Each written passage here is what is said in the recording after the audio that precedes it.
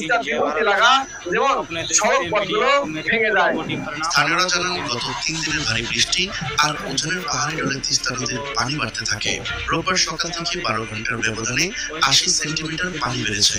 সন্ধ্যা 6টায় dahlia পয়েন্টে বিপদসীমার 10 centimetre উপর দিয়ে প্রবাহিত হয়, যা ক্রমেই বেড়ে গিয়ে রাতে বিপদসীমার 29 সেন্টিমিটার উপর দিয়ে প্রবাহিত হয়, যার ফলে তিস্তাপাড়ে রেড অ্যালার্ট জারি করে পানি উন্নয়ন বোর্ড। অতিরিক্ত পানির চাপ নিয়ন্ত্রণ করতে ফ্লাড বাইপাস কেটে দিয়ে পানি প্রবাহ নিয়ন্ত্রণ করে, ফলে পানি লোকালয়ে প্রবেশ করে।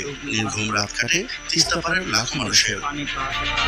এবছরে যেটুকু দেখা যাচ্ছে গত 4 বছরে যে বন্যা হয় নাই তার থেকে দ্বিগুণ বন্যা শুরু হয়ে গেছে। আপনারা দেখতে পাচ্ছেন কি অবস্থা, রাস্তাঘাটের ভাঙি যাচ্ছে। আর নদী পাড়ে এলাকার মানুষের হাজারি সেটা তো আপনারা নিজেই শুনতেছেন। ফলে লালমনিরহাট, নীলফামারী, রংপুর, কুড়িগ্রাম ও গাইবান্ধা জেলার কিছু অংশ